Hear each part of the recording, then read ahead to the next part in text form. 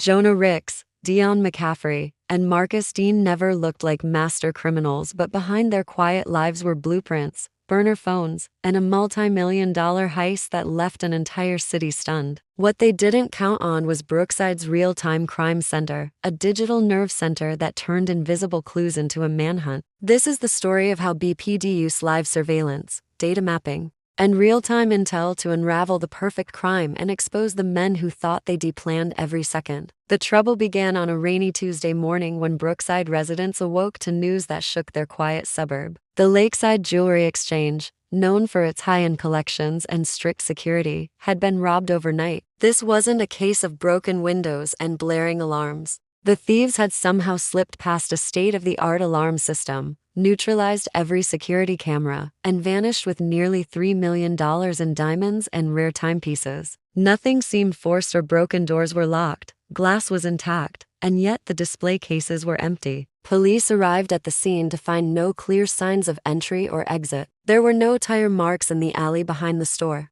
no footprints, and not a single fingerprint except one faint smudge on the back door's push bar. It was nearly invisible, but a crime scene tech spotted it under UV light and swabbed it for testing. This was the first major case for Brookside's newly launched real-time crime center, a division equipped with advanced surveillance tools, citywide camera access, and software that could track patterns, detect anomalies, and map movements across town in seconds. The center became the command post for what would be the most intense investigation Brookside had seen in years. Analysts immediately began collecting footage from traffic and security cameras covering every street leading to and from the store. At first, nothing seemed out of place: no speeding vehicles, no suspicious behavior. But one analyst noticed a delivery van parked in a loading zone for 7 minutes during the early morning hours. The van had no visible license plate, and it was captured by only one low-resolution camera before disappearing from view. With the timestamp in hand, the team started retracing the van's route using citywide surveillance feeds.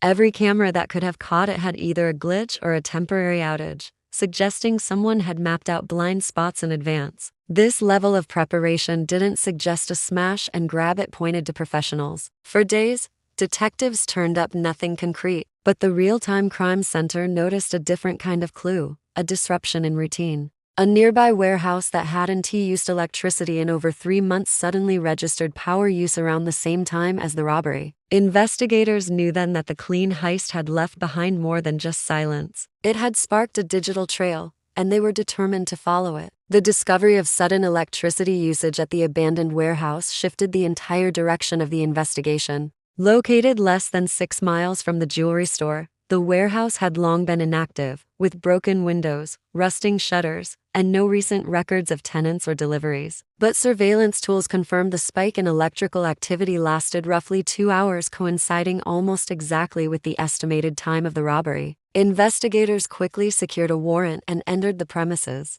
Inside, the air was thick with the smell of oil and old machinery, but the signs of recent occupancy were clear. Footprints in the dust led to a corner office where they found cigarette butts, discarded takeout containers, and a blueprint of the Lakeside Jewelry Exchange spread across a folding table. What disturbed investigators most was the level of detail in the blueprint. Every camera angle, guard rotation, and emergency exit was clearly marked. Whoever had planned this heist had access to internal layouts that weren't publicly available. That narrowed the pool of suspects. It also confirmed what detectives had begun to suspect. This wasn't just the work of criminals, but possibly someone with insider knowledge. Meanwhile, back at the real-time crime center, analysts examined cell tower data in the area. They found that during the robbery, 3 burner phones previously inactive lit up near the warehouse and then moved together along a highway heading south. These phones pinged again briefly outside a motel 52 miles away before going dark. The motel's outdoor camera had captured a blurry shot of a van matching the one from the earlier footage. Although the plates were still unreadable, the rear light was cracked, a small detail that hadn't been noted before. Investigators collected fingerprints and DNA samples from the warehouse and sent them to the lab. Then, another lead emerged. One of the fingerprints from a fast food wrapper matched a parolee named Jonah Ricks, who had served time for a string of break-ins over a decade ago. He'd gone quiet in recent years but was known to associate with ex-convicts specializing in surveillance evasion. With the warehouse evidence, the burner phone signals, and the new link to Jonah Ricks, Brookside's crime analysts felt they were closing in, but they also knew the suspects were mobile, cautious, and likely watching every move. The pressure was mounting, and time was running out. With Jonah Ricks now at the center of their investigation, the Brookside Police Department deepened their search, focusing on his known associates and past travel patterns. Using automated license plate readers and real-time toll data, analysts searched for any trace of Jonah's known vehicles or connections. A break came when a cracked rear light on a gray delivery van matching the van seen near the crime scene was picked up by a toll camera near the small town of Elbridge 2 hours south of Brookside. The timestamp placed the vehicle on the road less than 6 hours after the robbery. The real-time crime center turned to surveillance footage from gas stations and convenience stores along the highway corridor. At 3 separate locations, they found blurry images of the same van, always parked far from the entrance, paid in cash, and never lingering more than a few minutes. One camera captured a partial reflection of a man unloading something bulky into the back of the van, possibly a crate or lockbox. While no faces were clearly visible, the posture and frame were consistent with Jonah's booking photos from years ago. In parallel, cyber analysts monitoring the dark web found a user offering high-end jewelry for sale through encrypted messages. The listings matched rare pieces known to be stolen from Lakeside Jewelry Exchange, including a limited edition Swiss watch only sold to private collectors. The digital listing had been uploaded using a VPN, but embedded metadata revealed that the original upload likely occurred in the central time zone matching Brookside. Cross-referencing with dark web activity from other unsolved jewelry heists, the team noticed a recurring encryption key and username pattern, suggesting a connection between this case and 3 previous unsolved robberies across the state. The pattern was becoming clear. Jonah Ricks wasn't acting alone. This was the work of a tightly coordinated crew with experience, discipline, and inside access. Every move had been calculated, every step rehearsed. They avoided high-traffic areas, used burner phones sparingly, and limited exposure to surveillance. Yet despite their precision, they were beginning to leave a trail, small, scattered, but traceable. The cracked taillight, the reused burner phones, the matching metadata, and the blueprint in the warehouse were starting to link the puzzle together. Brookside investigators didn't yet know how many were involved, but they were certain of one thing: the crew was still moving, and the chase was far from over. The next breakthrough came when an automated alert from the real-time crime center flagged a stolen license plate just scanned at a toll booth in Riverton, a busy port city 3 hours from Brookside. Analysts cross-checked the alert with recent activity and confirmed the plate was attached to a gray delivery van, newly painted and bearing temporary decals. Riverton's network of traffic and port surveillance cameras was tapped, and within minutes, the van was spotted entering the outer gates of a sprawling container yard near the shipping docks. Riverton Police, now working in coordination with Brookside investigators, dispatched officers to the yard while the RTC began analyzing the containers already loaded onto outgoing freighters. Using heat mapping drones, they scanned for unusual thermal signatures.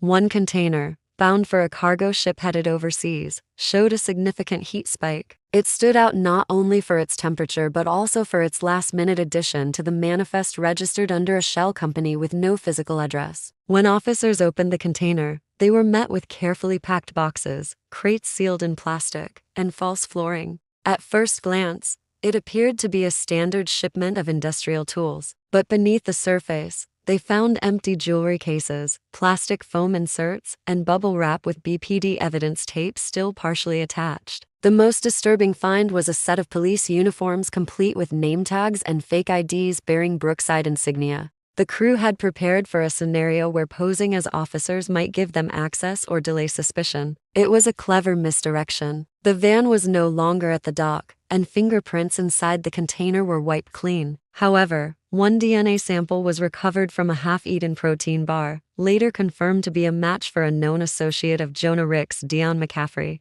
a former private security consultant with a background in alarm systems. Analysts quickly reviewed port exit footage and noticed a smaller vehicle leaving minutes after the van had entered. A rental car booked under a fake name was traced to a credit card stolen weeks earlier in Brookside. GPS logs showed its last known stop, a remote lake area northeast of the city. With both Jonah and Deon now connected to the case and the possibility of more accomplices still on the run, BPD prepared for a final move. They were getting close and they knew the window to act was rapidly closing. Brookside Police moved quickly, coordinating with state troopers and local law enforcement to close in on the remote lake area flagged by the rental car's GPS. The property in question was a secluded vacation home tucked into dense woods, shielded from the road by trees and overgrown brush. Officially, it was unoccupied and had been listed as a rental under an alias. Surveillance drones were deployed first, circling silently above the property. Infrared imaging showed 3 distinct heat signatures moving inside the house, consistent with adult male occupants.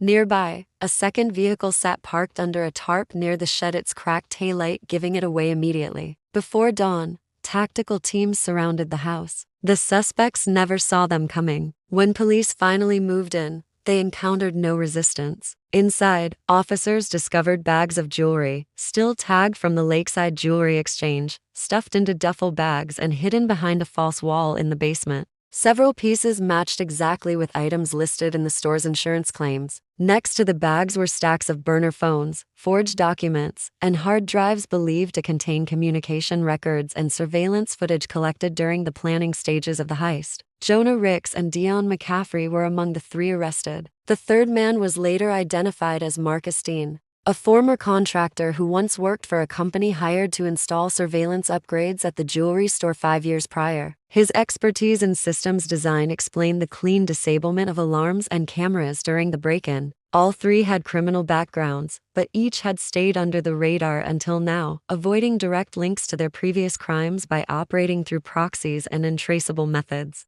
What stunned investigators most was a digital file recovered from one of the laptops found on site. It contained schematics for 2 more jewelry stores in different states, with floor plans, security weaknesses, and employee schedules, all part of a broader plan to replicate the Brookside heist on a national scale. The real-time crime center had not only stopped a single robbery, it had dismantled an entire operation before it could spread. What started as a perfect crime was unraveled piece by piece through digital footprints, heat signatures, and predictive analysis. The suspects are now facing federal charges, and the majority of the stolen goods have been recovered. Brookside's RTC had proven its worth, not by preventing crime but by ending it before it could grow.